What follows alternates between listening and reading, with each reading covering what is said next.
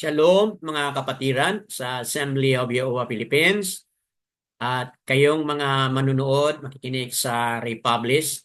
Pangalawang parte na po ito ng aming Zoom gathering. At kanina tapos ang aming Torah reading. Ngayon po nasa pagpapaliwanag, pagpapahayag, parte po sa ongoing series na meron tayo, Deuteronomio Devarim 28. So, nasa pang-anim na po na tayo na episode, mga kapatid.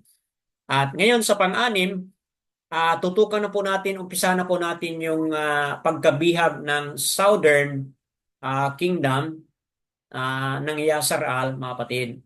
Nung sila'y nabihag po doon sa Babylonia. So, yun po ang ating tutukan ngayon sa episode number 6, mga kapatid. So, please allow me to share my screen, mga kapatid, as I discuss this topic po, mga kapatid.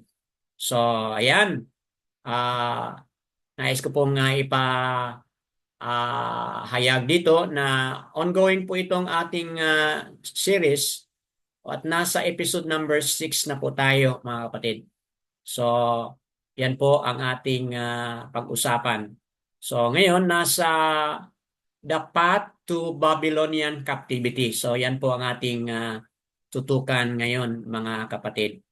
So, ayan, as we continue, yan po ang ating naka-zoom in tayo mamaya at the end, before the end.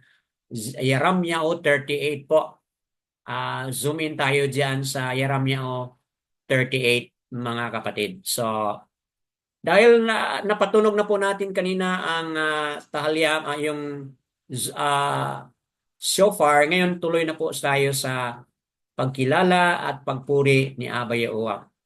Tahalyang 35 verse 15. Ngunit sa aking pagkatisod, sila'y nagtipon na natutuwa.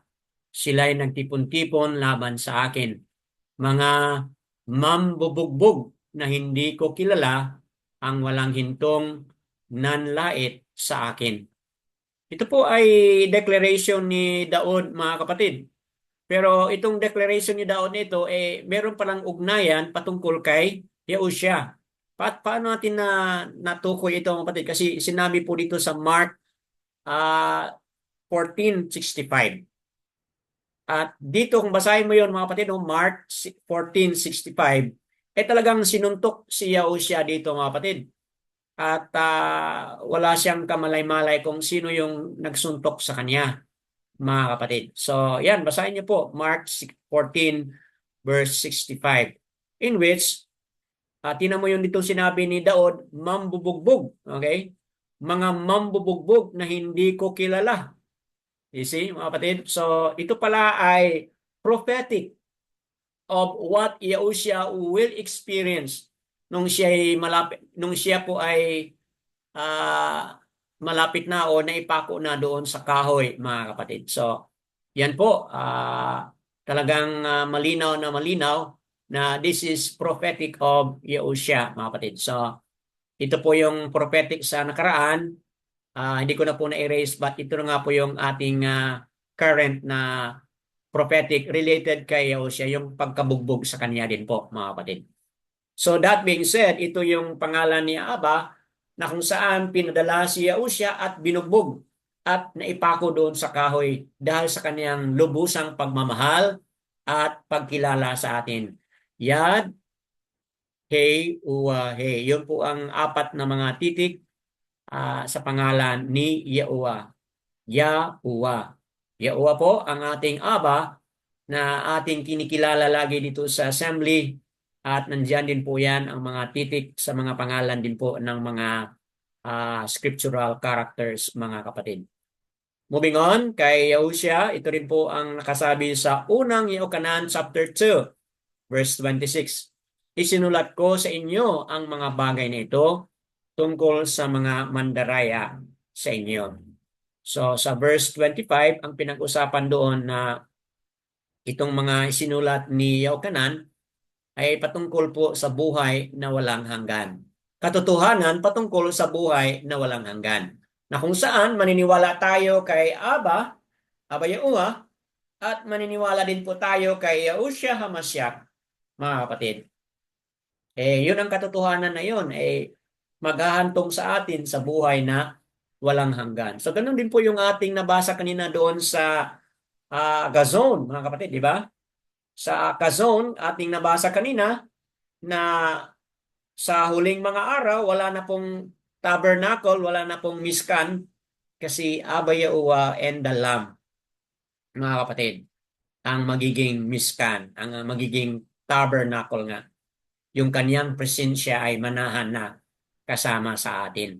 So, that being said, sinabi ito ni Yaokanan, sabi niya, sinulat niya itong mga bagay na ito, sabi niya, dahil tungkol sa mga mandaraya.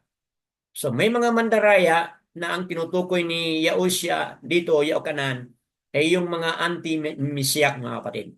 Yung mga anti-masyak. Yun ang mga mandaraya.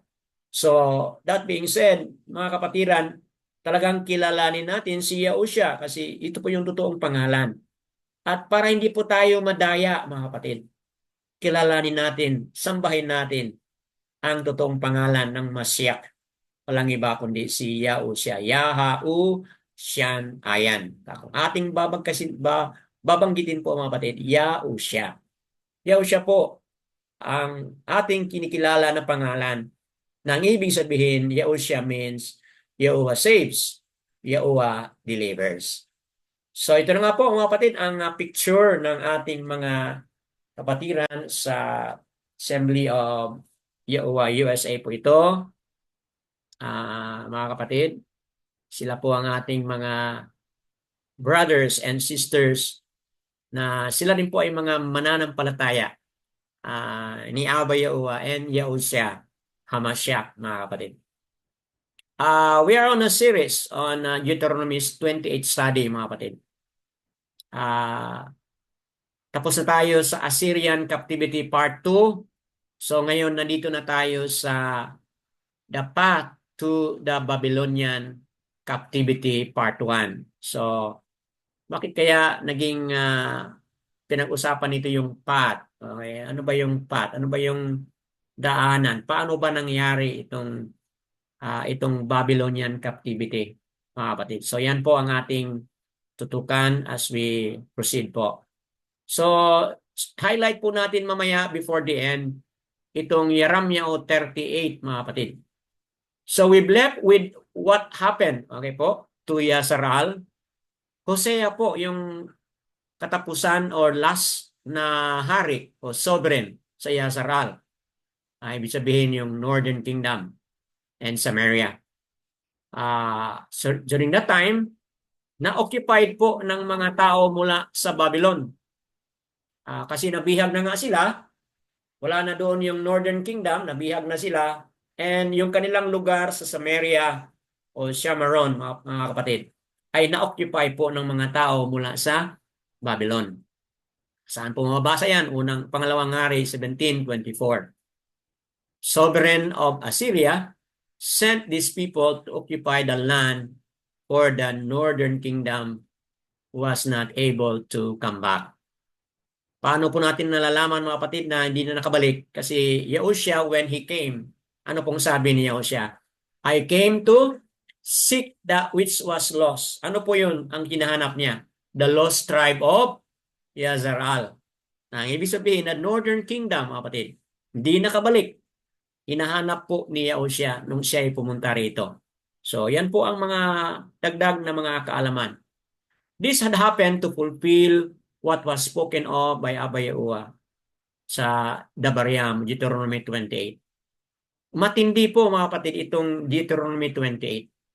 Kasi it happened through history, mga kapatid. Hindi lang one time nangyari sa history. But ngayon, pangalawang beses na po, mga kapatid, paliwanag natin through the Babylonian captivity, mga kapatid. Now, in this teaching video, we are going to deal with the path to Babylonian captivity. Kaya part 1 ito, mga kapatid. And expect na marami tayong babasahin. Nawa, ready ang inyong mga sarili, ang inyong mga scripture na magbasa kung ano yung ating mga important na mga babasahin. Sa dakong ito, let me read for you para magkaroon tayo ng mabilis mga kapatid kasi review lang po ito. Ah, para ma-refresh po ang ating mga isipan at kayong mga manunood sa Republish, ma-refresh din po kayo. So, ito yung background. Kumbaga, ito yung background. Paulit-ulit nating binasa para maisabuhay po mga kapatid at maitanim talaga ng mataimtim. Verse 36 ng Dabariam 28. Dadalhin ka ni Yehowa at ang haring ilalagay mo upang manguna sa inyo sa isang bansang hindi mo nakilala, maging ng inyong mga ninuno at dooy maglilingkod ka sa ibang mga makapangyarihan na yari sa kahoy at sa bato. Ikaw ay magiging katatakutan, isang kawikaan, isang bukang bibig sa lahat ng bayang nagpagdadalhan sa inyo ni Yahuwah. So, magiging a byword o a proverb, mga kapatid. Tao magtingin sa kanila, yun po ang magiging komento sa kanila. Verse 38, magdadala ka ng maraming binhi sa bukid, ngunit kakaunti ang inyong titipunin, sapagkat uubusin ng balang. So, yun po ang maging resulta sa hindi pagsunod, mga kapatid, ni Abba Yahuwah sa lahat ng kanyang mga kautusan. 41, ikaw ay magkakaanak ng mga lalaki at mga babae, ngunit sila hindi magiging iyo, sapagkat sila ay pupunta sa pagkabihag. O, di ba mga kapatid, masakit po sa mga magulang ito. Ay sinilang kanilang mga anak na babae at lalaki, hindi sila lumaking nakatulong sa mga magulang dahil po sila ay nabihag, mga kapatid. Di ba? Mahirap po ang pangyayari na yan. Verse 43, ang dayuhan na nakatira sa gitna mo ay tataas ng higit sa inyo habang ikaw ay bababa ng pababa. Di ba mga kapatid, sa ating bansa ngayon, yung mga dayuhan pa, ang mga ano po, pataas ng pataas sila. At tayong mga Pilipino, ano mangyayari? Pababa ng pababa, mga kapatid. So yan po ay bahagi ng curse of Dabariam 28, mga kapatid. Verse 45, lahat ng mga sumpang ito ay darating sa iyo at hahabulin ka at aabutan ka hanggang ikaw ay mawasak. Sapagkat hindi mo pinakinggan ang tinig ni Yahuwah mong aluwayam at hindi mo tinupad ang kanyang mga utos at ng kanyang tuntunin na kanyang inuutos sa inyo. So sabihin mga kapatid, kapag piliin natin yung buhay, if we choose kaya o life, mga kapatid, kailangan maging obedient tayo. Kasi kung hindi tayo maging obedient, ano mangyari? Pareho na rin na pinili natin yung kamatayan, mga kapatid. Yun po ang ibig sabihin niyan. Kaya sundin natin. At ang pagsunod ay, yun ay ating choice, mga kapatid. Piliin natin yung pagsunod sa kanyang mga utos o mga iniutos, sundin po natin. Kasi yun po ang ibig sabihin po nito ay buhay, mga kapatid. Yan po ay maghahantong sa buhay, mga kapatid. Moving on, 46. Ang mga iyon ay magiging isang tanda at isang kababalaghan sa inyo. At iyong lahi magpakailanman. See, isang tanda ito, hindi lang sa pinirason nila noon, kundi hanggang sa lahi, sumusunod na mga lahi. At ganyan din po sa atin. Verse 47, sapagkat hindi ka naglingkod na may kagalakan at may kasayahan ng puso ni Yahuwah, mga luwayam, dahil sa kasaganaan ng lahat ng mga bagay. So, mga kapatid, in times of abundance, kung may mga baraka po si Abba Yahuwah, kailangan tayong matuwa, kailangan tayong masaya at may kagalakan na magsilbi sa Kanya dahil po napakabait po ni Abba, mga kapatid. Verse 48, kaya't maglilingkod ka sa inyong mga kaaway na susuguin ni Yahuwah laban sa inyo. Sa mga gutom, uhaw, kahubaran, at kakulangan ng lahat ng mga bagay, lalagyan kanya ng isang pamatok na bakal ang inyong liig hanggang sa maibuwal ka niya. Mga kapatid, sa kwento ng Assyria o Assure, kung saan nabihag po ang Northern Kingdom sa ating napag-aralan na sa nakaraan. Ito po ay na-accomplish na po mga kapatid. Ito po ay na-fulfill na po mga kapatid. It became a reality already. It was fulfilled sa Northern Kingdom mga kapatid. At ngayon, titingnan naman po natin ang Southern Kingdom mga kapatid. So, ito na nga yung ating connection. Pangalawang Chronicles 33 verse 11. Kaya't dinala ni Yahuwah sa kanila ang mga punong kawal ng hukbo ng mga hari ng Assyria, na siyang nagdala kay Manases na nakagapos at itinali siya ng mga kadenang tanso at dinala sa Babylonia. So, mga kapatid, na-fulfill na nga, sila ay naibihag na punta na doon sa Assyria. At ngayon naman po mga kapatid, sa ating nabasa dito, naibihag naman po, dadalhin sila sa Babylonia. Northern Kingdom was completely conquered and exiled. 72 BC po yun nangyari. Southern Kingdom were completely taken 586 BC. Kasi po hindi po ito madali. It took them several years din po mga kapatid bago ma-complete yung pagkabihag ng Southern Kingdom. Therefore, there were 36 years gap before Babylonian took control and destroyed them. Ibig sabihin mga kapatid, 722 BC minus po natin ang 586 BC, ang maging resulta po is it's about 136 years bago pa naumpisahan na nabihag din po ang Southern Kingdom. So, ano pong ibig sabihin nito mga kapatid? Bakit po umabot pa ng 136 years nung naibihag na ang Northern Kingdom ng mga Assyria? Lumipas pa more or less 136 years, mga kapatid. Saka pa nabihag din po ng buo at complete ang Southern Kingdom by the Babylonian Empire, mga kapatid. Bakit po ganun? Ang tagal. Okay, they were given ample time to repent and turn away from evil ways. Mga kapatid, binigyan po sila ni Aba ng pagkakataon na sila'y bumalik at magbalik loob kay Aba Yahuwah. Yun po ang pinakadahilan. And this shows to us, mga kapatid, gaano ka maawain, gaano ka mahabagin si Aba Yahuwah, mga kapatid.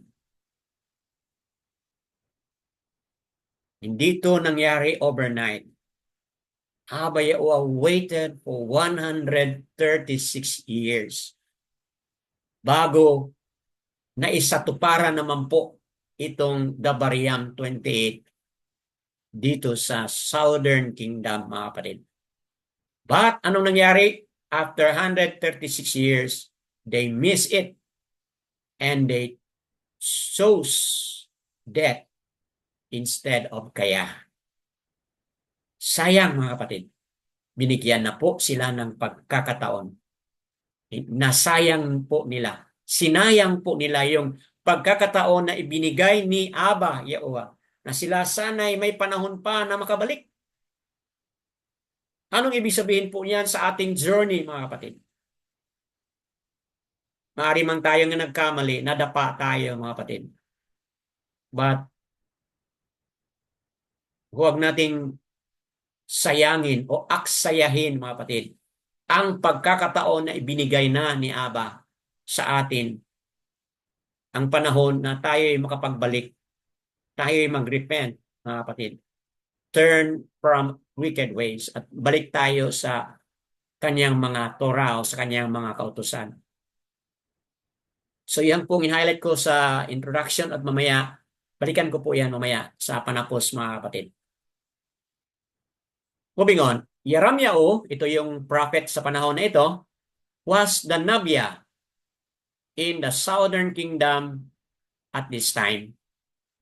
Yeramyao po mga kapatid ang prophet sa panahon nito back in 600 BC mga kapatid. He he is called the crying prophet. Bakit kaya tinawag si Yeramyao na crying prophet? Mga kapatid, ngayon ko pa naintindihan ano pala kahirap ang nangyari kay Yeramyao mga kapatid. Ngayon ko pa naramdaman na hirap pala ng kanyang pinagdaanan kaya tinawag siyang the crying prophet o the crying Nabia mga kapatid. Let us find out and bring out his weakness. Weakness man o weaknesses as a Nabia. Meron pala siyang weakness mga kapatid. Kahit ganito siya ka loyal kay Aba, ang galing niya bilang Nabia ni Aba mga kapatid. Pero hindi siya exempted sa kahinaan. So i-discover natin po as we proceed with our reading. Okay? Can I ask one reader to help me read this? Nasa ating harapan po. Anyone?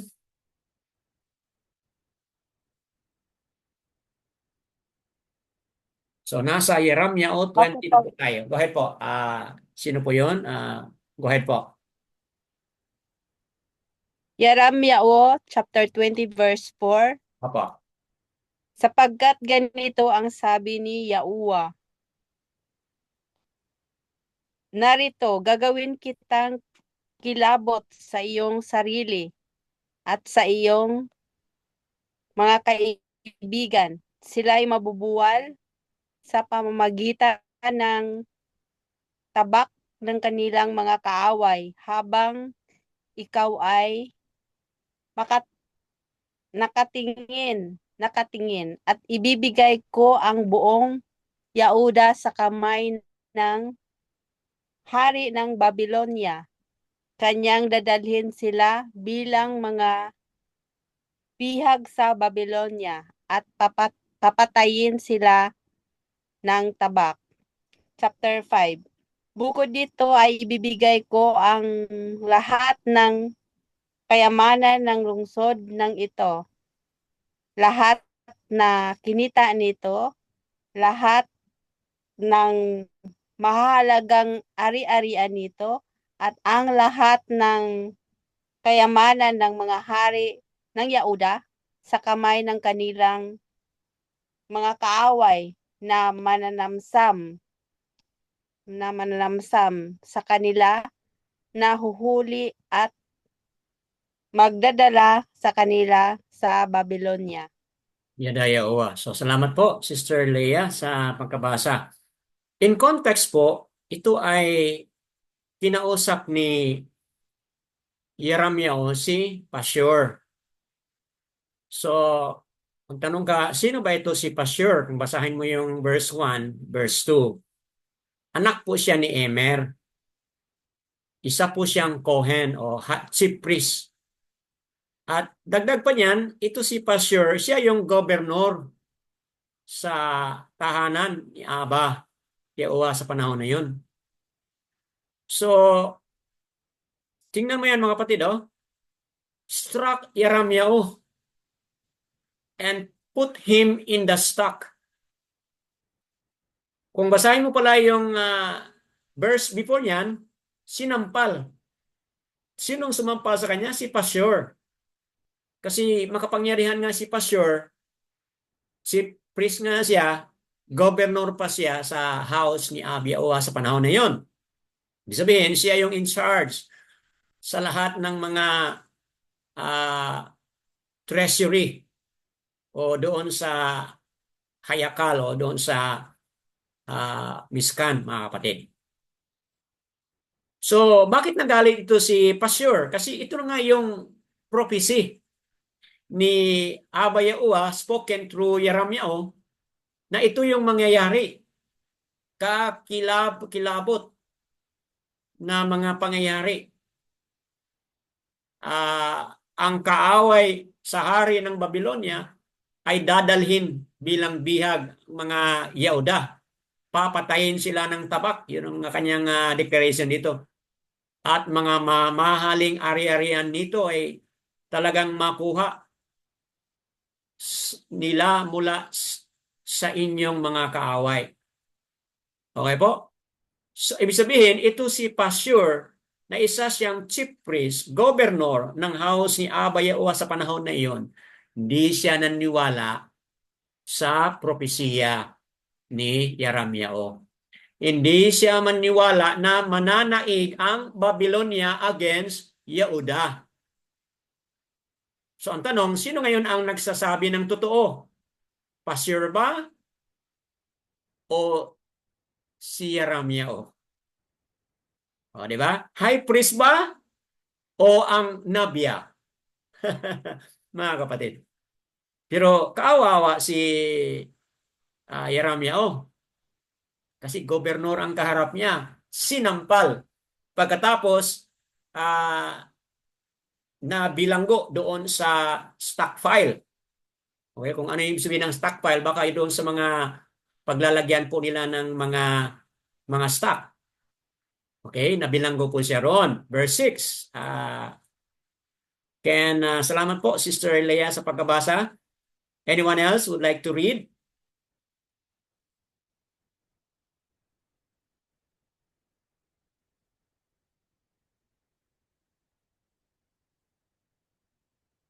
Meron bang mag-volunteer? Verse 6 po. Opo, Sister Corazon, 6, 7, 8, and 9. Okay lang po ba? Okay. Okay po. Okay, Brad. Jeremiah 20 verse 6. At ikaw, Pashur, at ang lahat ng nakatira,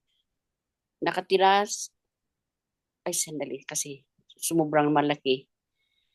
Nakatira sa iyong bahay ay pupunta sa pagkabihag. Pupunta ka sa Babylonia at doon ka mamamatay at doon ka ililibing, ikaw at ang lahat mong mga kaibigan na iyong pinagpahayagan ng kasinungalingan. 7. O Yahuwah, dinaya mo ako at ako'y nadaya, mas malakas ka kaysa akin.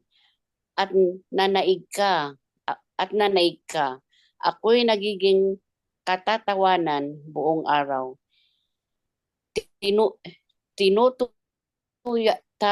Tinutuya ako ng bawat isa. 8. Sapagkat tuwing ako'y magsasalita, sumisigaw ako.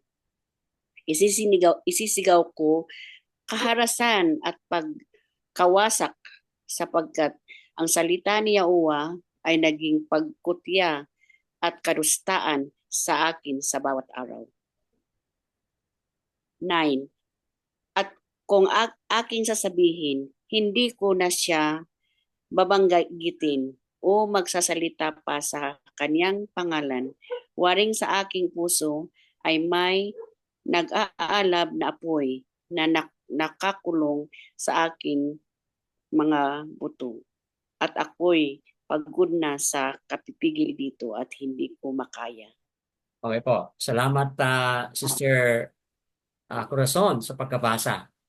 Mga kapatid, yung talata 4 hanggang sa 5, ang mensahe doon ay para sa Yehuda. Pero dito sa verse 6, talagang mensahe para na po kang Pashur. Okay?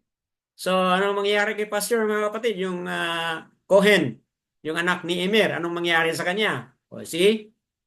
Ganun din po ang mangyayari sa kanya. Mabihag din po siya papunta sa Babylonia. Mamamatay at doon ka ililibing. O, di ba?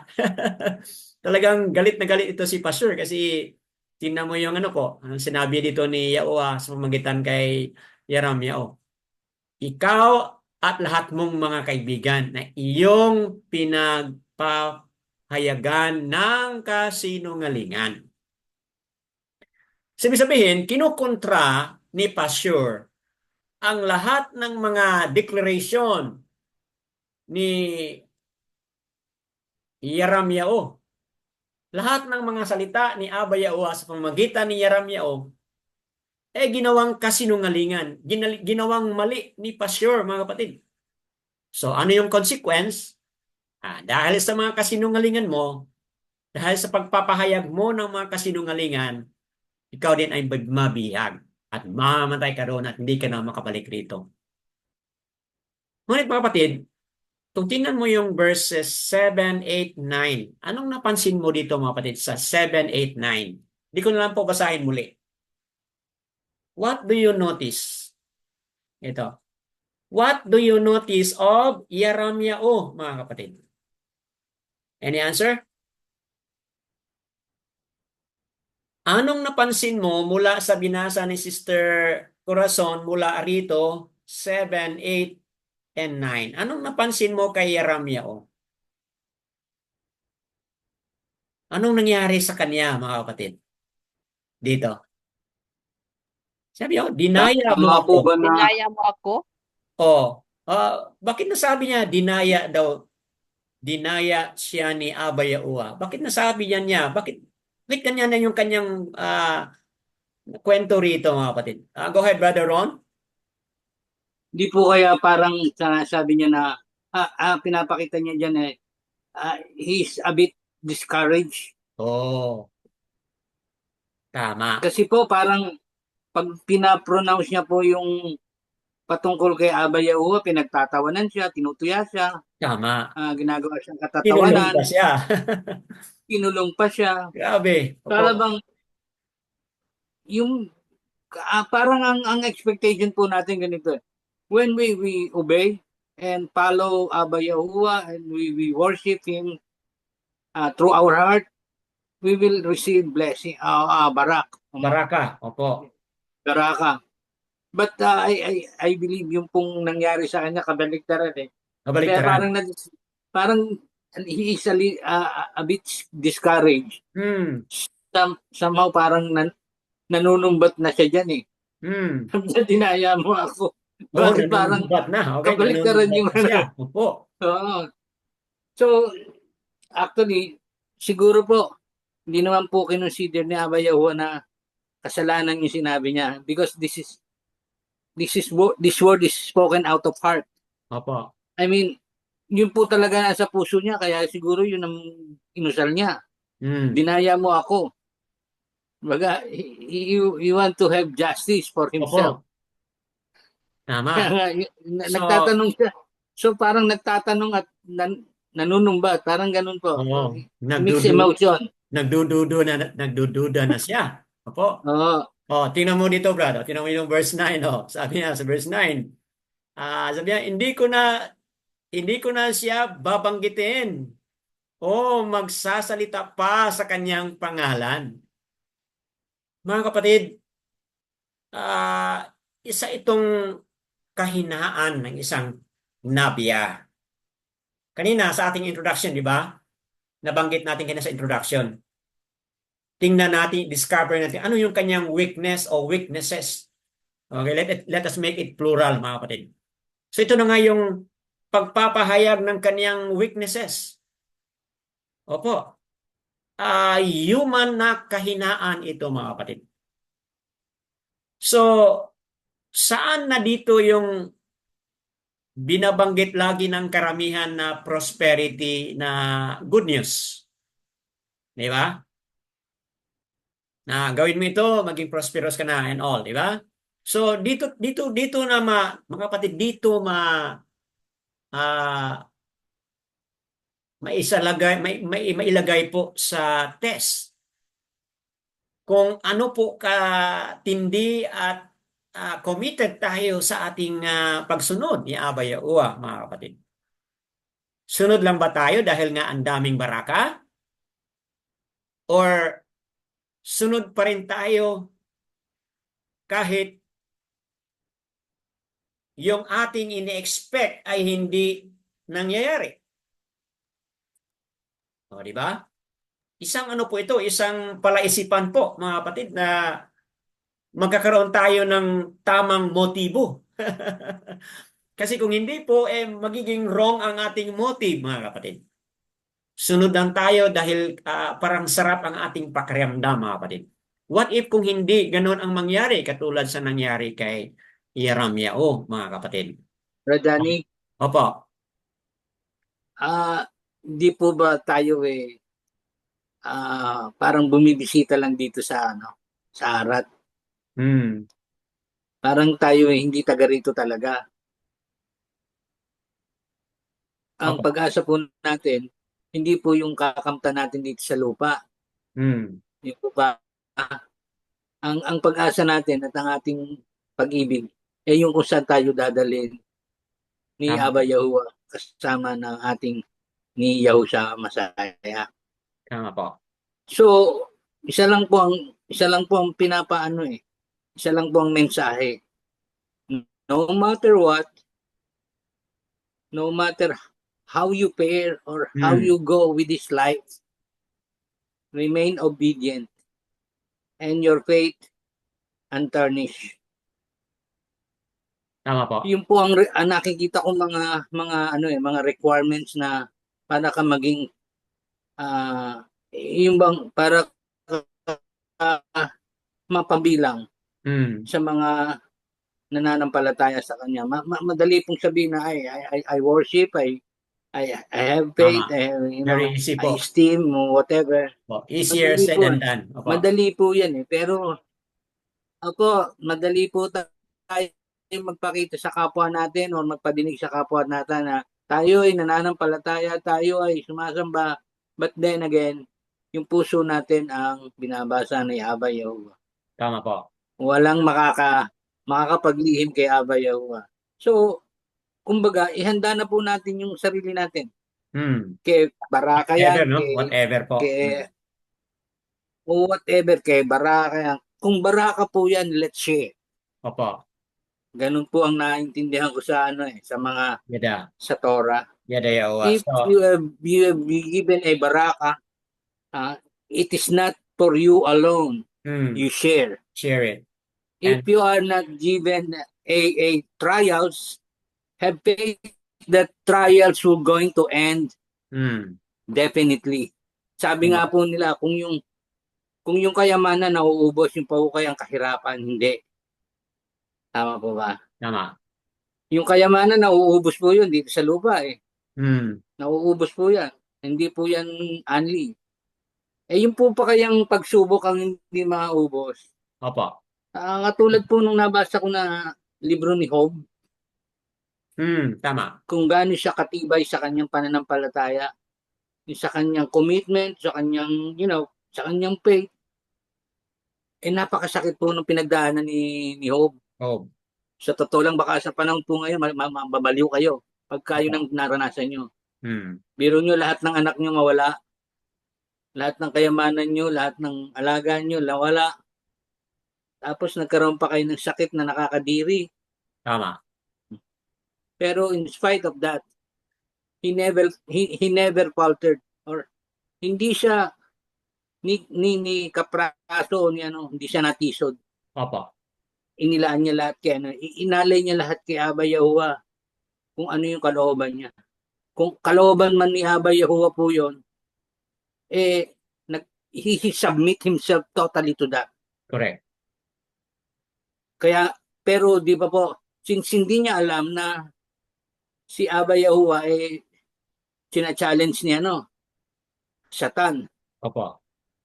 Sabi niya, palibasa, si Aba Yahuwah, ang unang nagtiwala sa atin, alam niya, yung puso ni Job na hindi ito magbabago anuman ang alisin ko dito. Hindi ito sumasamba sa akin dahil sa pakinabang lang.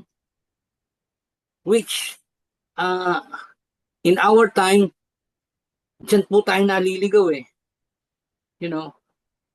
na we sing, we dance, we praise, and we expect na dapat ganito. Hindi po. Huwag po nating pangunahan si Aba Yahuwah. Yung ibibigay niya sa tama niyang oras o tama niyang timing.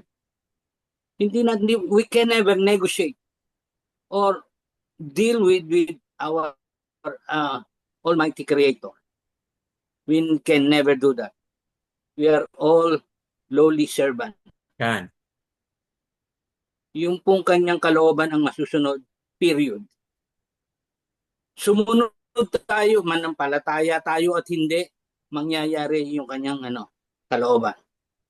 Mapapangyari niya. Tayo po, pag hindi tayo nanampalataya at hindi tayo sumunod, hindi tayo naging obedient, as if we choose death.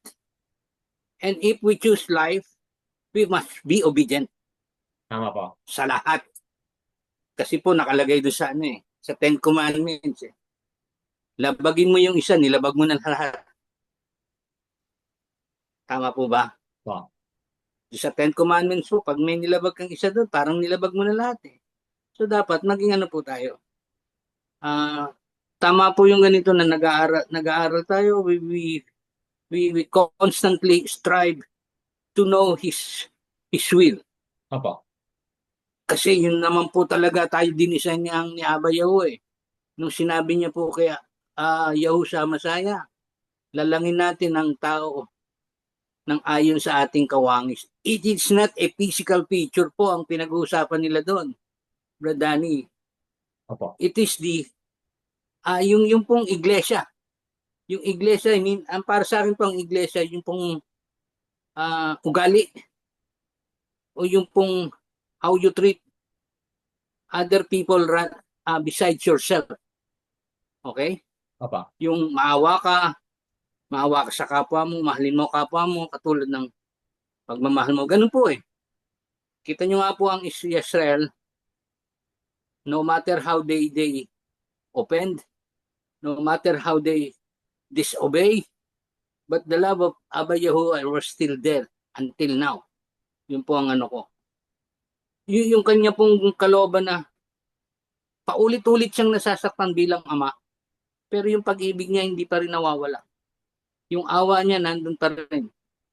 Walang sukat, walang hangganan. But then, as a father, alam naman po natin yun na tayo dapat sinusuheto ng tatay o ng ating mga magulang from time to time for us to learn. Kasi kung hindi tayo di mas lalo na tayong suwain. Diba? Kung ang Israel hindi niya hinahagupit or hindi niya tinuturuan ng leksyon, how much more? Po. Di lalo nang walang naniwala kay Abba Yahuwah. Yan. And he will not be recognized.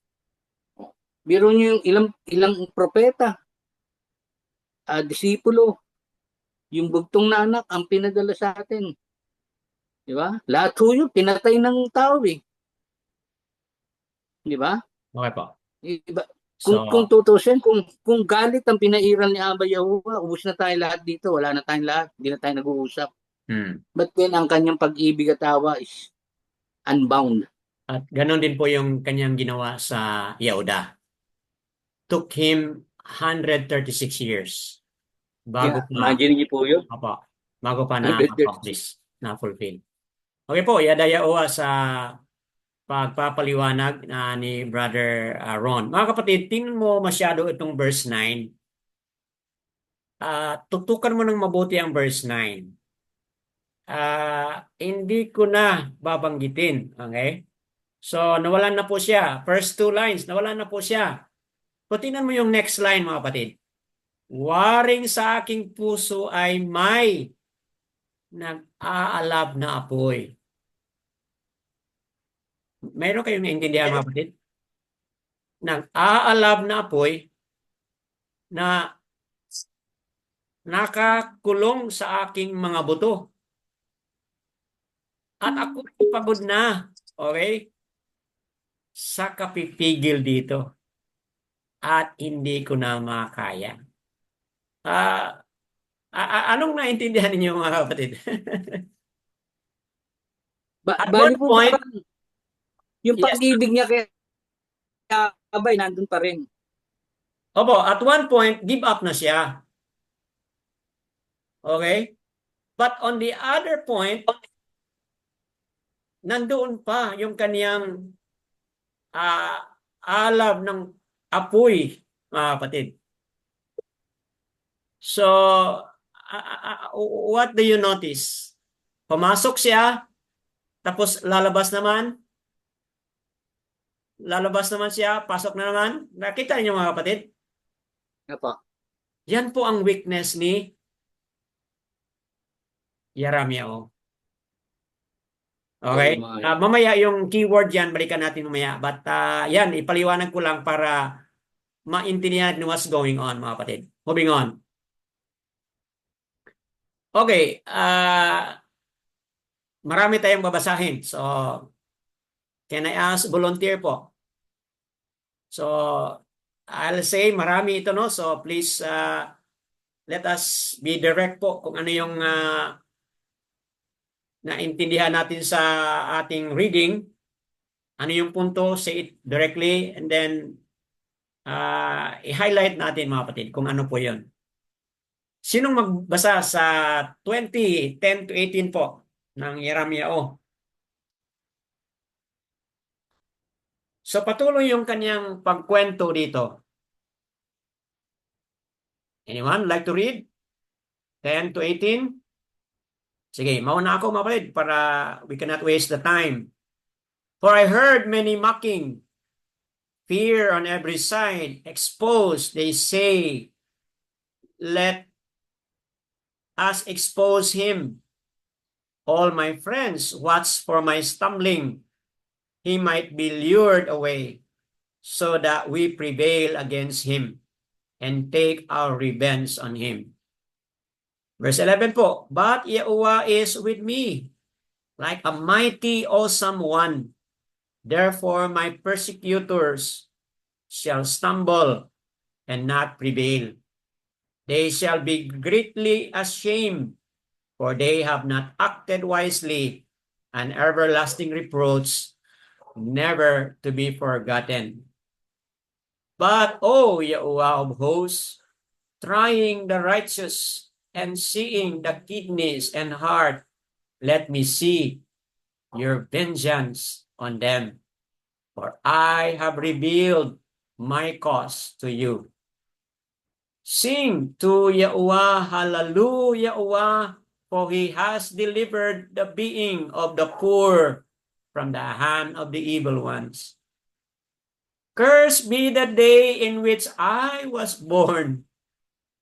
Kita niyo mga kapatid, ano naman po nangyari? Down naman po siya, no? Let the day not be Baruch in which my mother bore me. So, down na down naman po siya mga kapatid. Let the man be cursed who brought news to my father, saying, a male child has been born to you, making him very glad. 16 po. And let that man be like the cities which Yahuwah overthrew and repented not. Let him hear the cry in the morning and shouting at noon, because I was not slain from the womb. See, ano nang po nangyari mga kapatid? So that my mother should have been my grave and her womb forever great. So, parang nakatayo na naman po siya. Kanina parang nadapa na siya. Ngayon, parang nakatayo naman po siya mga kapatid. Tingnan mo verse 18. Why did I come forth from the womb? So, ano na po nangyari mga kapatid? To see toil and sorrow and spend my days in shame. Kita niyo po mga kapatid? Parang ano eh. Parang pong ano, sulong-urong. Opo. In and out. Yup. Nadapa at tumayo. Nadapa at tumayo. So, how do you describe Yeramiao mga kapatid? Ano yung weakness ni Yeramiao?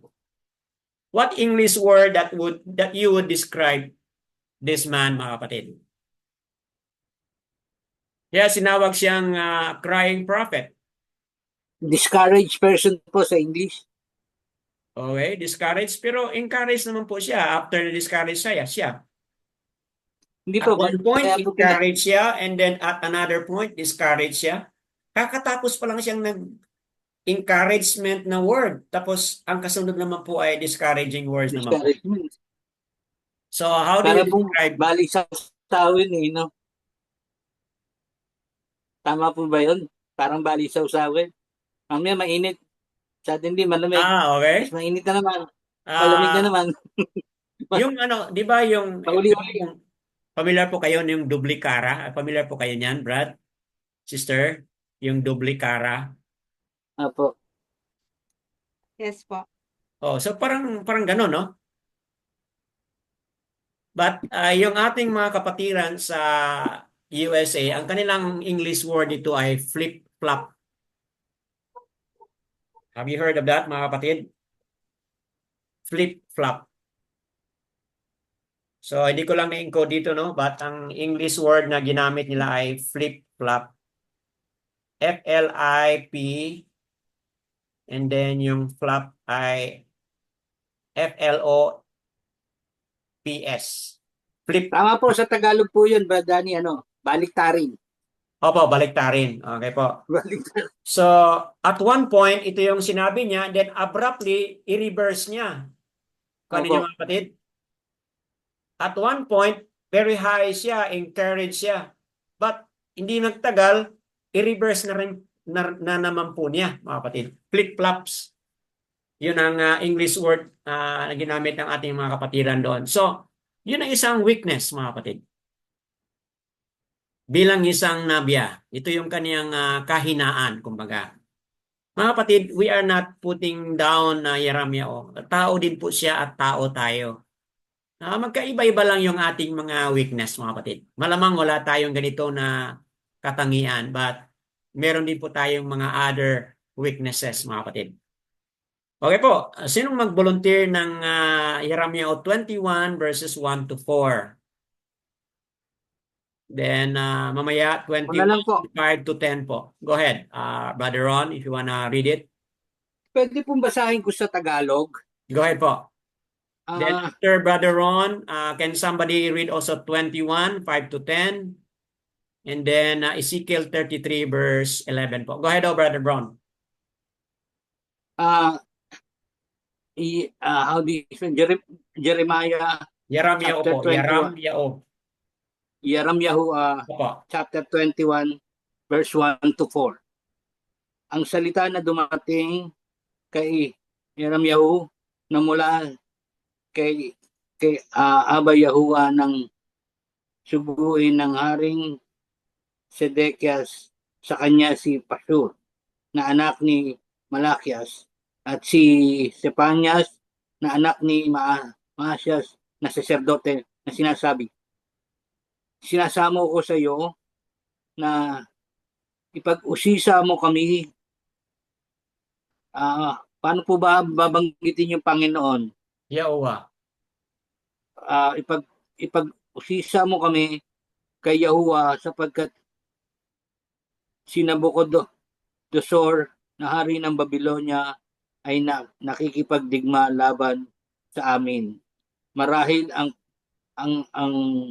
aluwa ay gagawa sa amin ng ayon sa lahat niyang kamangmangaan gawa upang siya'y sumumpa na mula sa amin.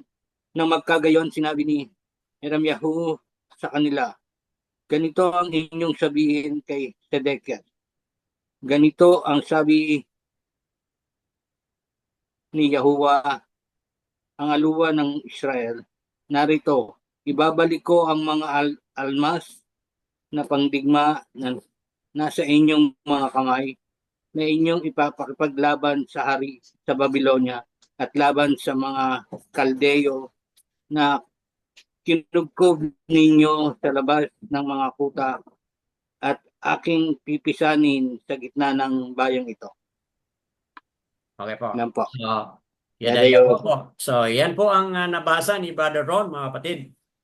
At dito, kinausap po si Yeramiao. Okay, the word that came to Yeramiao from Yahuwah. Okay, when sovereign Zedekiah yung pagkabasa sa ibang po, but dito sa Hallelujah Scripture, Zedekiah.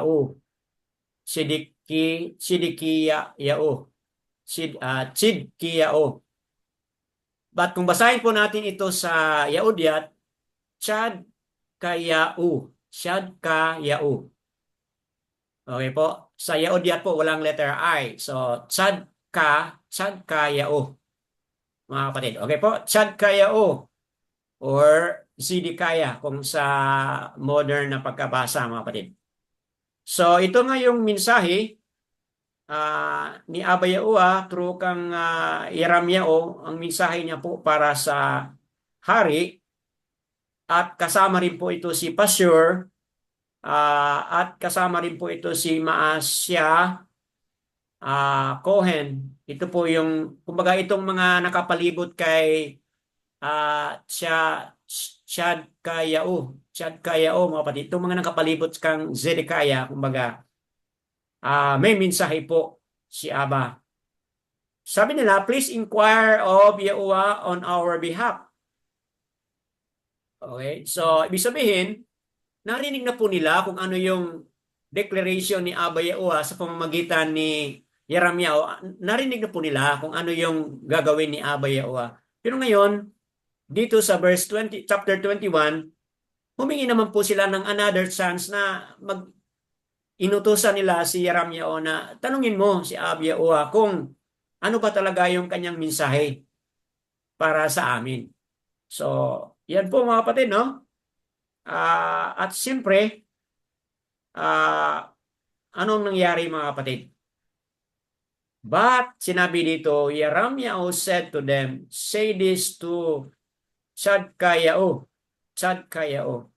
Thus said Yahuwah, Aluwayam of Yahazaral, see, I am turning back the weapons of battle that are in your hands, with which you fight against the sovereign of Babel and Kasdites, who besiege you outside of the wall, and I shall gather them inside this city.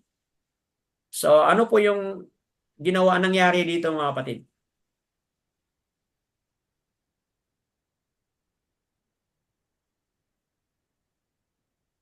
I am turning back the weapons of battle.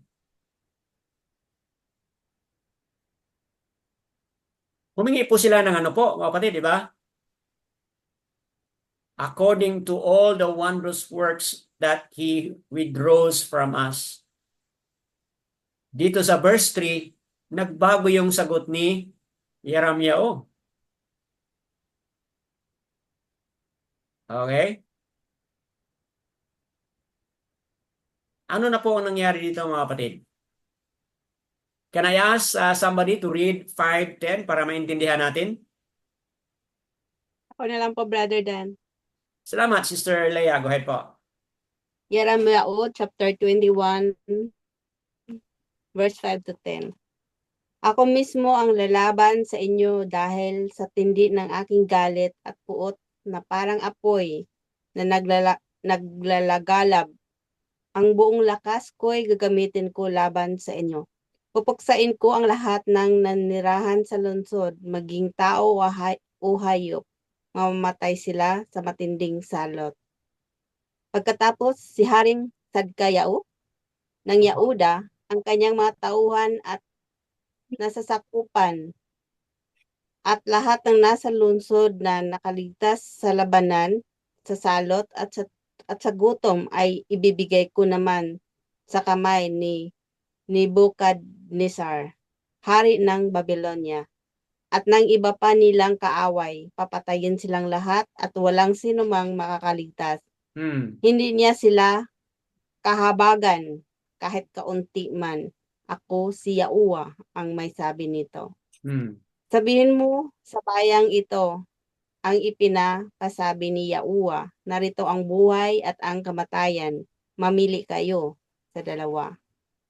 Ang manatili sa lungsod na ito ay mamamatay sa labanan, sa gutom o sa salot. Ngunit ang susuko sa mga taga-Babylonia na sumasalakay na ngayon sa inyo ay hindi mamamatay. Maililigtas nila ang kanilang sariling buhay. Nakapagpasya na akong wasakin ang lungsod na ito.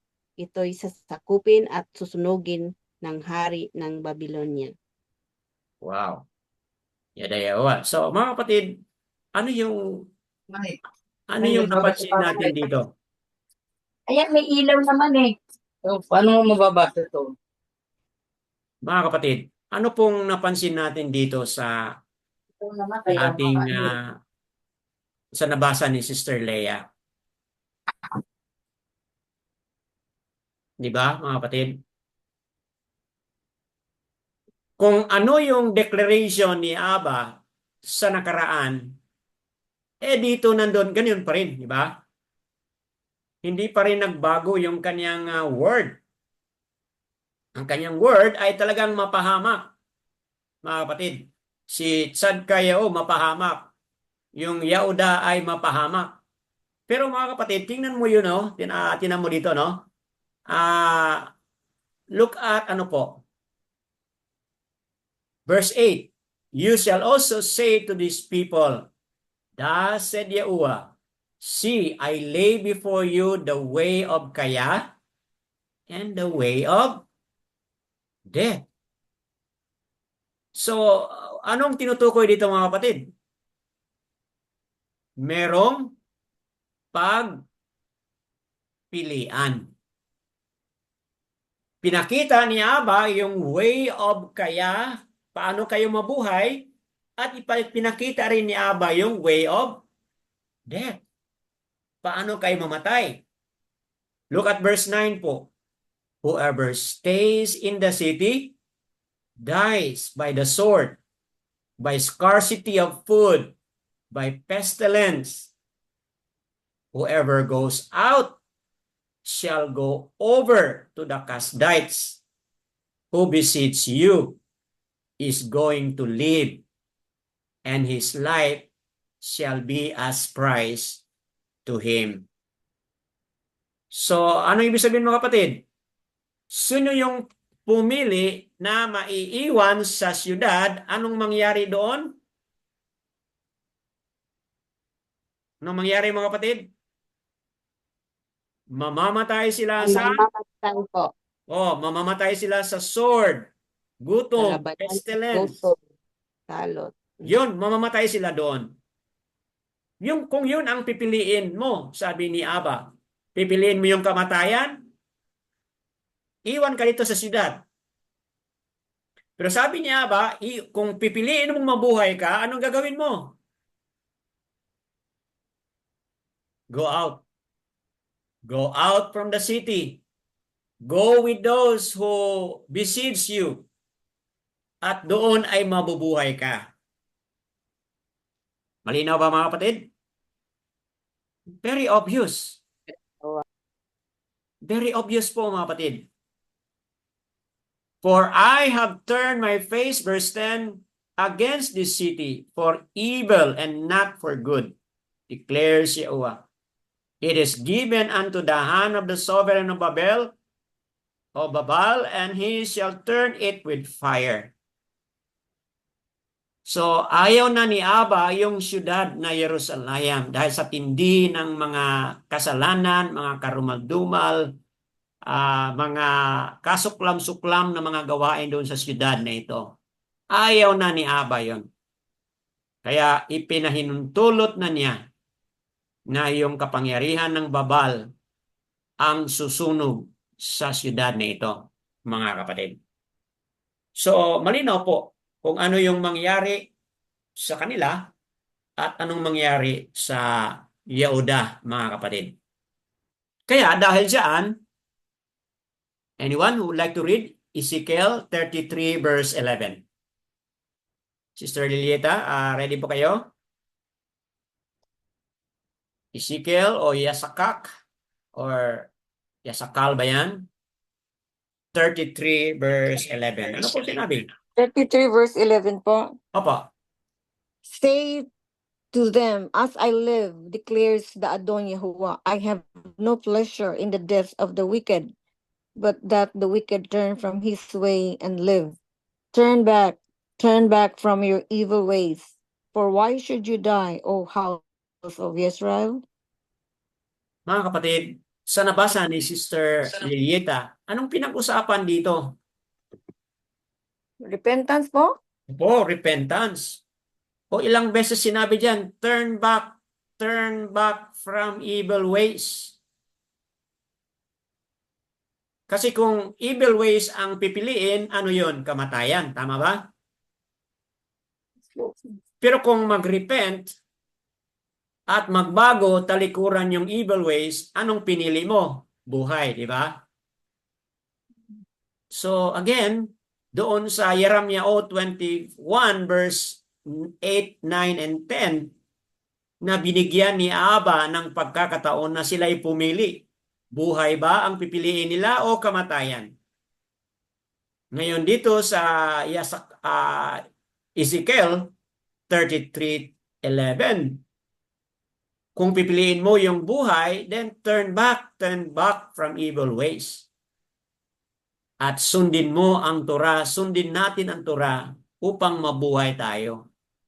So choose life, mga kapatid, by obeying. If not, then choose death by disobedience. By living a Torah-less, mga kapatid. So dalawa lang talaga ang pipilian, mga kapatid. Buhay at kamatayan. Anyone will read Genesis o Barashat 2, 8, and 9. Then somebody go to Deuteronomy, the Bariam 30. Then last dito sa slide na ito, go to Proverbs 3, Proverbs 8:36 po. Anyone would like to read? Barashat chapter 2 verse 8 and 9. Opo. Gumawa ang aluwayam Yahuwa ng isang halamanan sa Eden, sa dakong silangan, at doon dinala ang taong kanyang nilalang. Pinatubo niya roon ang lahat ng uri ng punong kahoy na magagandang pagmasdan at masasarap ang bunga. Sa gitna ng halamanan ay naroon ang punong kahoy na nagbibigay buhay, at gayon din ang punong kahoy na nagbibigay kaalaman tungkol sa mabuti at masama. So mga kapatid, mula pa noon sa garden ng Eden o Adan, mga kapatid, nandoon na pala yung dalawang choices. Okay? Doon sa garden na ito, nandoon yung kahoy, okay, na nagdudulot, bunga ng kahoy na nagdudulot ng buhay na walang hanggan. At nandoon din po yung kahoy na nagsasabi patungkol sa Mabuti at masama. kamatayan. Kasi yung kamatayan na yun, knowing what is good and evil. Kung piliin mo yung kamatayan, then kain ka sa prutas that tells you good and evil. Kain ka niyan, mamamatay ka. Kasi once you know what is good and evil, mamamatay ka. Kamatayan po yun. Pero nandoon din po yung prutas na nagsasabi na buhay na walang hanggan o kaya. So, the tree of kaya, kumbaga. So, anong ginawa ng tao? Pinili nila yung kamatayan. Kasi ang kinain nila yung prutas na nagsasabi good and evil. Knowledge of good and evil. So, kaya namatay. So mga kapatid, mula pa pala sa umpisa, kay Adan at Eva, mga kapatid, Kuha or Eva, mga kapatid, mula pa pala noon, yung pagpili ng tao ay nandoon na. Kaya lang, pinili nila yung kamatayan kasi sinuway nila yung kagustuhan ni Aba Yahuwah. Bakit po sinuway? Kasi diyan, sinabi naman niya na huwag mong kainin yan. Okay? Kasi kapag kakain ka niyan, anong sabi ni Aba, mga kapatid? Ikaw ay mamamatay. Pero kinain niya. Kahit na may utos, pero kinain pa rin niya, mga kapatid. Kaya, disobedience is a choice of death, mga kapatid. But obedience is a choice of life. So, nandiyan, malinaw po yan, mga kapatid. What about the Bariam 30, 19 to 20? Anyone would like to read? I have called the Shamayim and the earth as witnesses today against you. I have put before you high and death, the baraka and the curse. Therefore you shall choose high, so that you live, both you and your seed. Grabe mga kapatid, no? Naging witness yung Shamayam. Okay? Shamayam naging witness. Arats naging witness. Sa ano yung sinabi ni Aba sa pamamagitan ni Masya sa mga Yasaral. Ano yung witness? Dalawa. Shamayam at Arats. Ano yung pagpilian? I have Life put and- before you kaya or life and death. The baraka and the curses. See, yung kaya, magkasama yon sa baraka. At yan ay ibig sabihin obedience, complete obedience. Yung kamatayan, kasama niyan ay curses, na kung saan pinili mo na mag-disobey. Pinili natin na mag-disobey, mga kapatid. So, ano yung kanyang iniwan dito na mensahe? Sabi niya, to love Yahuwah your Alua, obey His voice. Cling to Him, for He is your kaya, and the length of your days to dwell in the land which Yahuwah swore to your fathers, to Abraham, to Yisakak, and Yaakov, to give to them. So, therefore, ano sinabi niya nito sa verse 19? Therefore, choose kaya, so that you live, both you and your seed. So mga kapatid, binigyan ng pagkakataon na ang mga Yasaral ay pipili. At anong sabi niya? Choose. Therefore, choose. So it's a command, mga kapatid.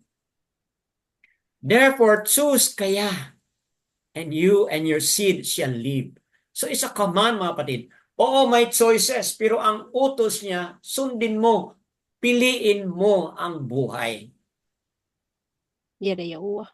Dayawa, mga kapatid. What about Masalyam, Proverbs 8 verse 36?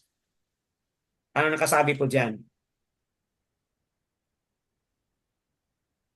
Masalyam 8:36. Anyone?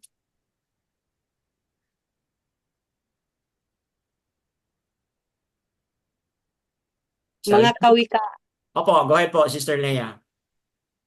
8:36. Ah. Opo, go ahead. Mga kawikaan sa Tagalog, Brother Danny, no? Opo. Ngunit ang di makasumpong sa aking sarili ang sinasaktan, ang napupulot sa akin iniibig ay kamatayan. Oh, see? Kung pipili tayo na sumuway, suwail, anong mangyari? Kamatayan. Sinasaktan ang Sarili. sarili. Sarili. Injures himself. Sinusugatan ang sarili. So kung piliin nating sumuway, hindi magsunod sa kanyang utos, ang nangyari ay sinasaktan natin ang ating sarili. We are wounding, we are injuring ourselves. We injure ourselves. All who hate me loves death. O, tinan mo yan. Lahat ng hindi nagmamahal kay Aba Yahuwah niya o siya, minamahal nila ang kamatayan. Yes. So, kapatid, malinaw po dito.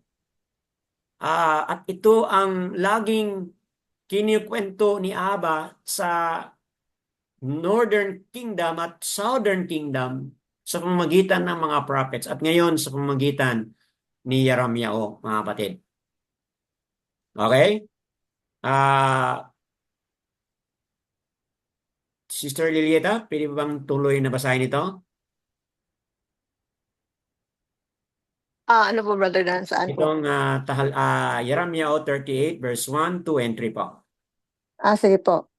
At narinig ni Shephatias na anak ni Matan ni si Dalias na anak ni Pashur, ni Jehukal na anak ni Shimelimayas, at ni Pashur na anak ni Malkias, ang mga salitang binibigkas ni Jeremias sa buong bayan na sinasabi, ganito ang sabi ni Yahuwah, ang mananatili sa lungsod na ito ay mamamatay sa pamamagitan ng tabak, ng taggutom at ng salot, ngunit ang lalabas patungo sa mga kaldeo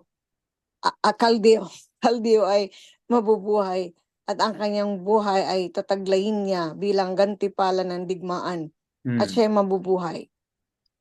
Ganito ang sabi ni Yahuwah, ang lungsod na ito ay tiyak na ibibigay sa kanya ng hukbo ng hari ng Babylonia at masasasakop. Opo. Captain. Okay po. So yan po, no, malinaw. Repetition po sa ating nabasa na kanina. Okay, na may choices na nga. Okay, so yan, no, hindi ko na lang ipaliwanag kasi repetition for emphasis purposes po. Moving on. Sige, tuloy mo pa, sister. Okay lang ba? Okay po. Lilieta, go ahead po. Ang magkagayoy, sinabi ng mga pinuno sa hari, patayin ang lalaking ito sapagkat pinahihina niya ang mga kamay ng mga kawalan na iwan sa lungsod na ito at ang mga kamay ng buong bayan sa pagsasalita ng gayong mga salita sa kanila, sapagkat hindi hinahanap ng lalaking ito ang kapakanan ng bayang ito, kundi ang kanilang kapahamakan. At sinabi ni Haring Zedekias, narito siya'y nasa inyong mga kamay, sapagkat ang hari ay walang magagawang anuman laban sa inyo. Kaya't kanilang dinakip si Jeremias at inihulog siya sa balon ni Malkias, anak ng hari, na nasa himpilan ng mga bantay, sa pamamagitan ng pagbababa kay Jeremias sa pamagitan ng mga lubid. Noon ay walang tubig sa balon, kundi burak lamang, at lumubog si Jeremias sa burak. Salamat po. Burak. So, mga kapatid, sa ating nabasa ngayon, malinaw po na hindi nagbago yung choices. Yung mensahe ni Aba hindi nagbago kahit dito naman sa chapter 38, ganun pa rin. Pero tingnan mo yung response ni Sikadiyao, mga kapatid, o si Zedekias. Okay? Ano ang sabi ng mga pinuno? Kasali na po dito yung Kohen, ha? Kasali dito yung mga Kohen, yung mga nabasa na kanina. Anong sabi ng mga pinuno ng hari, yung mga nakapalibot kay Haring Tsakad-Yao? And think what kind of a leader this Tsakad-Yao, mga kapatid. Nung sinabi ng kanyang mga pinuno, sabi nila, patayin ang lalaki ito. Ibig sabihin, patayin si Jeremiah. Sapagkat sa kanyang mga sinasabi, pinahihina niya ang mga kamay ng mga kawal and so on and so forth, mga kapatid. Kaya kailangan patayin siya. At ano naman ang response ni Tsakad-Yao? Okay? Narito siya. Nasa inyong mga kamay. Sapagkat ang hari ay walang magagawang anuman laban sa inyo. See what kind of a leader is Tsakad-Yao, mga kapatid. Sino ngayon saan siya ngayon nakadepend o saan siya ngayon pumanig, mga kapatid? Sa tao. Pumanig siya sa mga pinuno niya. At sino ngayon ang napahamak? Ang alagad ni Aba, ang nabya ni Aba. At dahil diyan, anong ginawa nila? Inihulog nila sa balon. Ito si Jeremiah, mga kapatid. Okay po? So, do you imagine now kung bakit siya tinawag a crying prophet? Do you now know and imagine kung sa kanina na ating nabasa na minsan nakatayo, minsan nakadapa, minsan pumasok, minsan lumabas? Ngayon, ito na yung naging hantungan. In spite na hindi nagbago yung mensahe ni Aba, faithful siya nagsalita kung ano yung declaration ni Aba na hindi rin nagbago. Ganun pa rin ang kanyang declaration. But ngayon, ano na nangyari mga kapatid? Di ba? Nahihulog na siya ngayon dito sa balon. And think of what kind of a leader sa Kadiao, mga kapatid. Siya ay isang leader na walang panindigan. Siya dapat ang maging leader, pinuno sa buong bansang Yaoda. Ito na sana yung pagkakataon na panindigan niya kung ano yung declaration ni Aba Yaoa sa pamagitan ni Yaram Yao. Pero hindi, mga kapatid. Isa siyang leader na balimbing.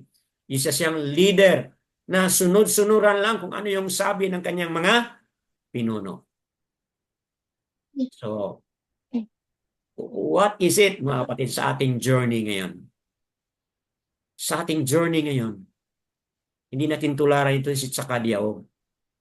Na kung ano yung sabi ng tao, sinusunod niya. At ano yung sabi ni Aba Yaoa, sinusuway niya. So, malinaw mga kapatid, pinili ni Tsakadiao yung kamatayan. Pinili niya yung disobedience. Yung curse ang pinili niya at hindi buhay. Buhay sana kung pinanigan niya ang mga salita ni Aba Yaoa sa pamamagitan ni Yaram Yao. At hindi na sana maihulog dito sa balon. Ito si Yaram Yao, mga kapatid. So, ayan, let's continue reading. Lamentation 3:52-63. Anyone would like to read? Then Yaram Yao 7:14 na naman po. Patuloy tayo. Paano ang solusyon? Ano yung solusyon na nangyari kay Yaram Yao? Okay? Dadako tayo sa Lamentation 3. What happened po sa Lamentation 3?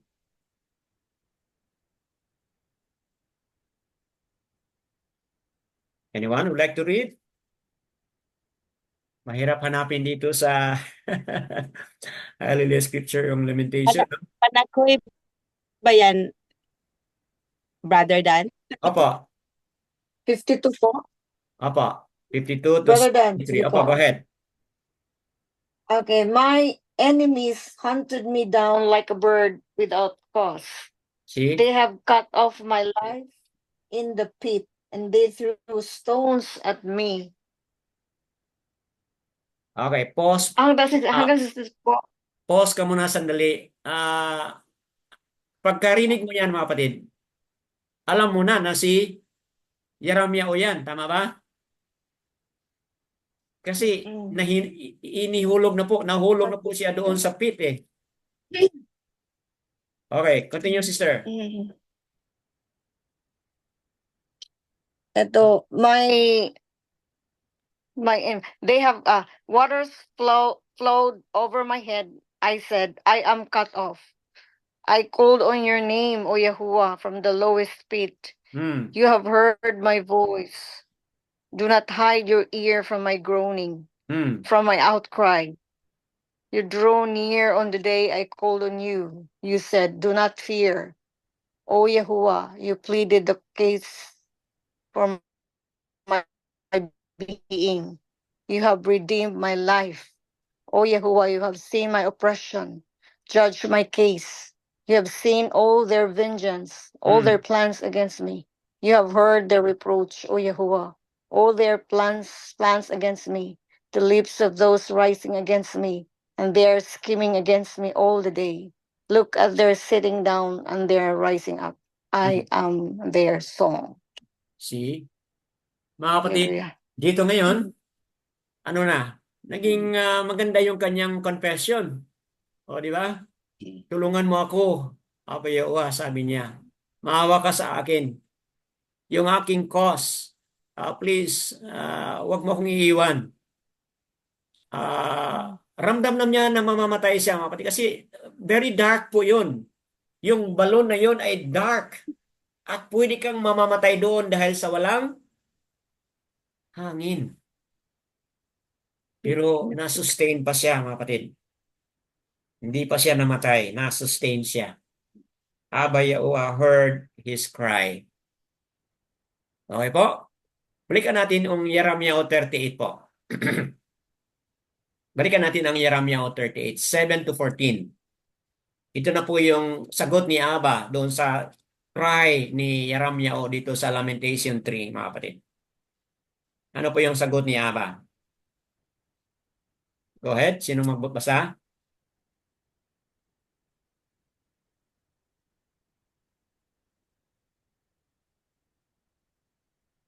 Jeremiah 38, 7 to 14. Anyone would like to read?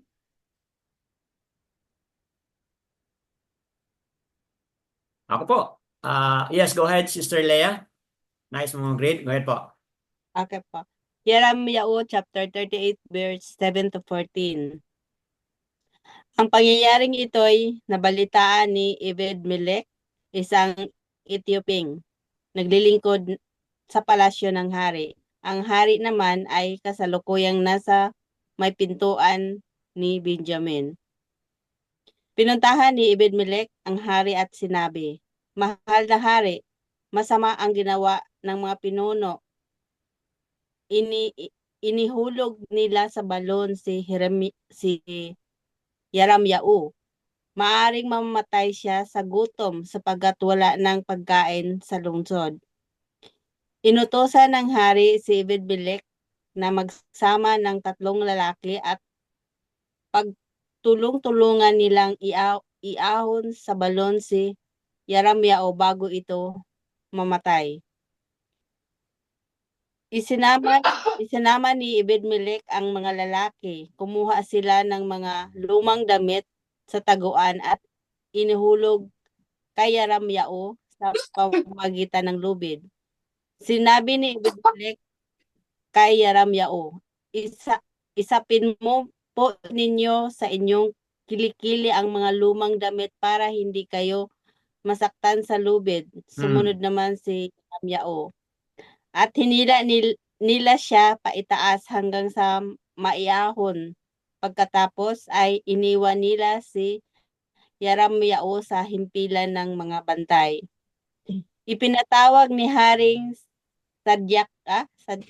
Sadyakyaw si Yaramyao at kinausap sa ikatlong pintuan ng templo.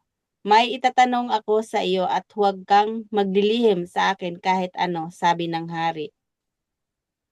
Okay. Yada Yahuwah. So, mga kapatid, ano po yung solusyon na binigay ni Abba? Sinong pinadala ni Abba? Ito nga si Abad Malak. Abad. Abad Abad Malak Malak. kung sa modern Ebed-Melech. Pero sa Yahudiat yan po ay Abad Malak.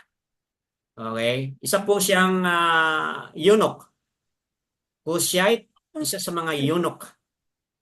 Okay? In the house of the sovereign. So, tingnan mo mga kapatid. What kind of a leader ito si Sakad Yao? Sakad Yao. What kind of a leader ito si Sakad Yao, mga kapatid?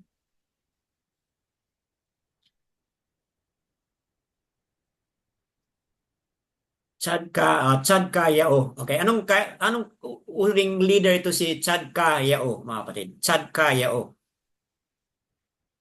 Kanina, yung mga pinuno na nakapalibot sa kanya, patayin mo yan. Anong ginawa niya? Sige, patayin nyo.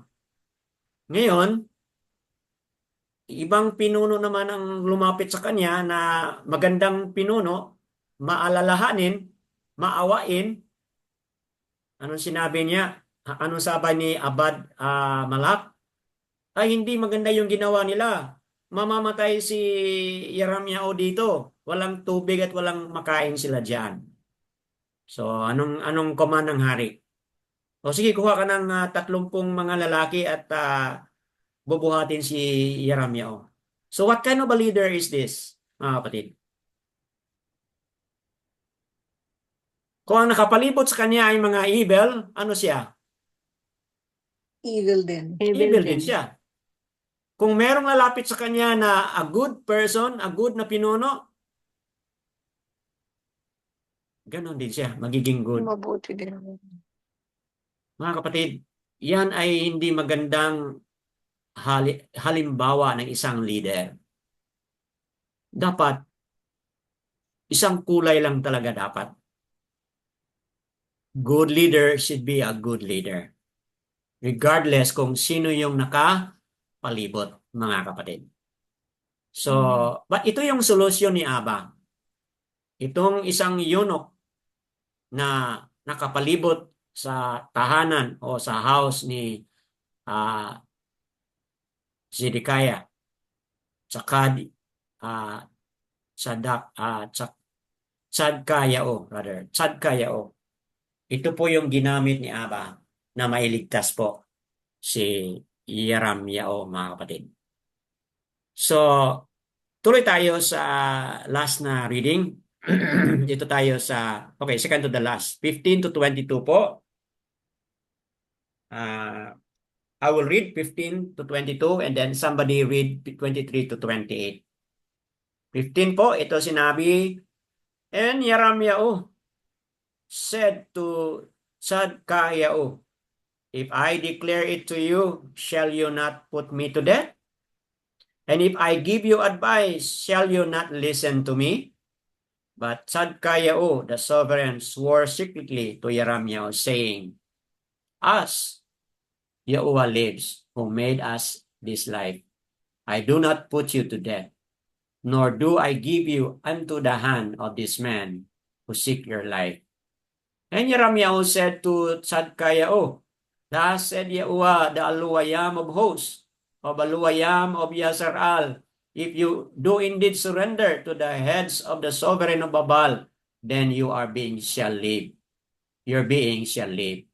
And this city not burned with fire, and you and your house shall live. So kapatid, hindi pa rin nagbago, di ba? Ganun pa rin ang mensahe.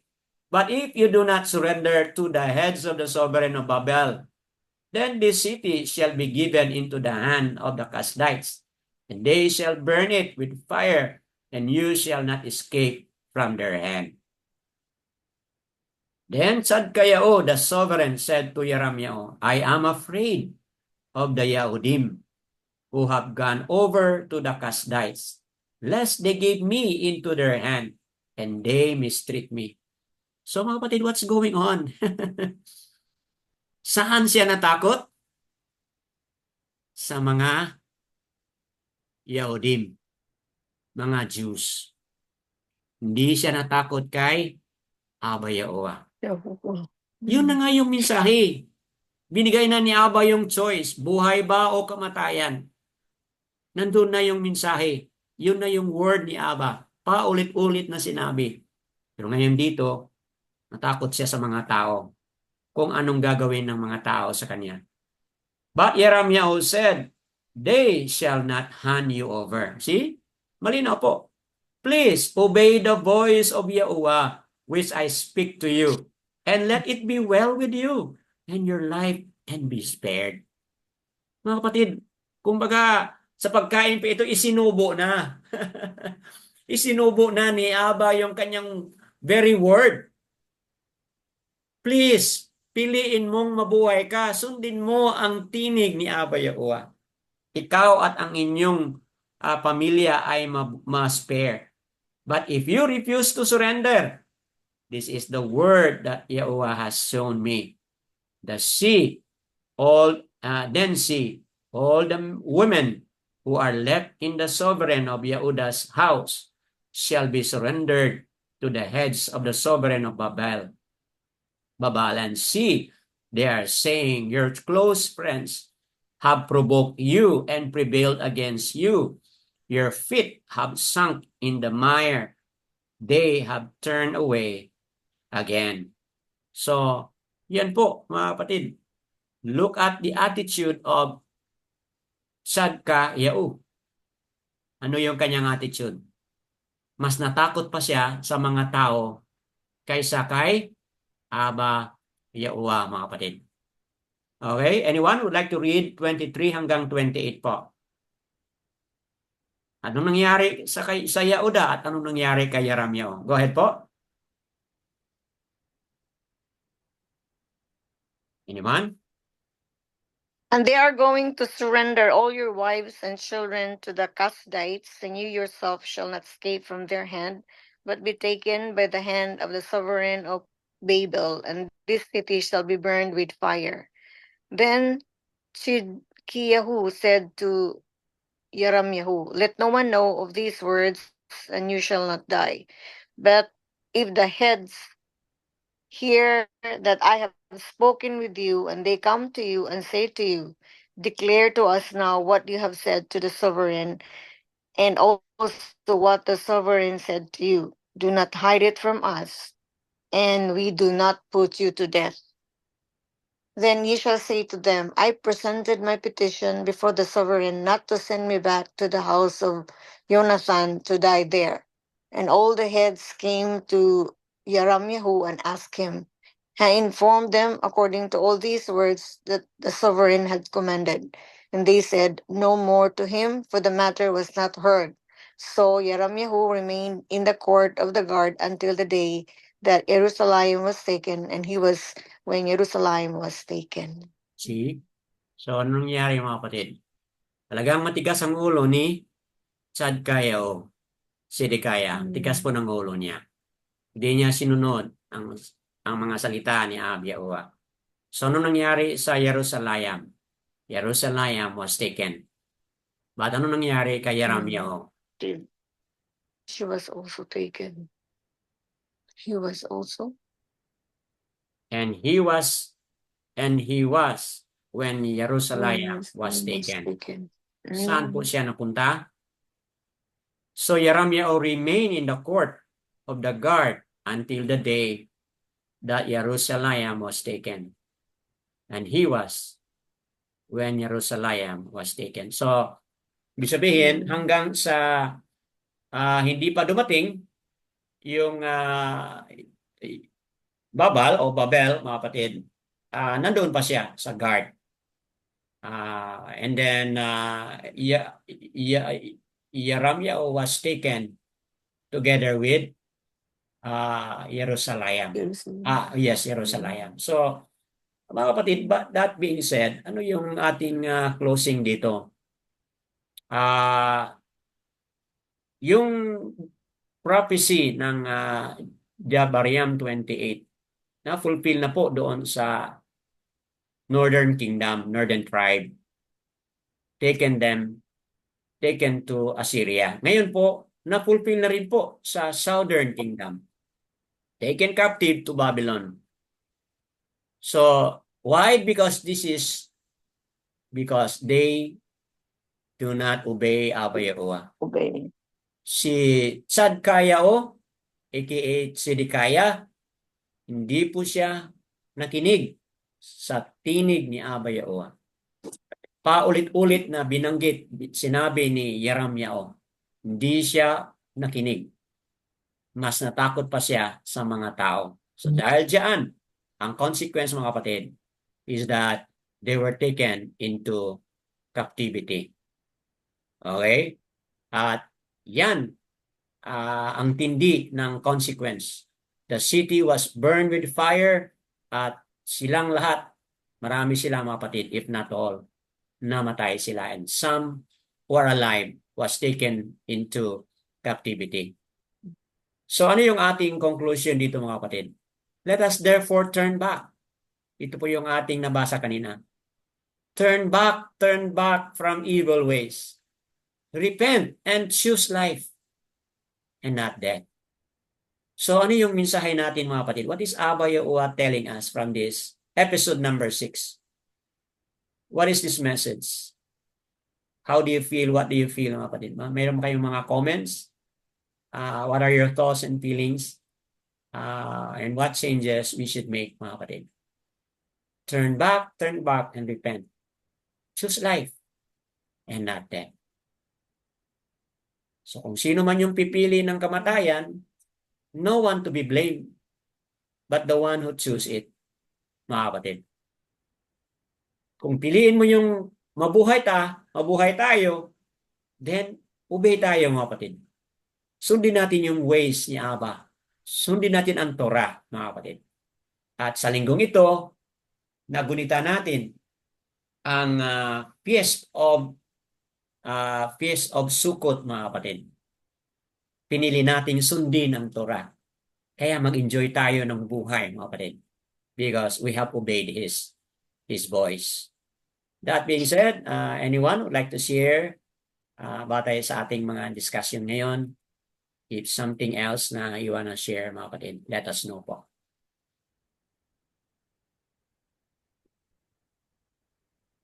Malinaw po yung picture, no, ng buhay ng hari. Kung si Hosea ang last na hari ng Northern Kingdom, Tzadkayao o Zedekiah, Tzadkiyahu.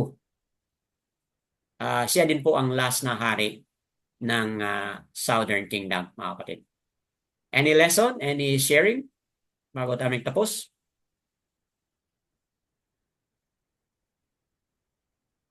Do you realize now, mga kapatid, how important it is to listen to the voice habang may panahon pa?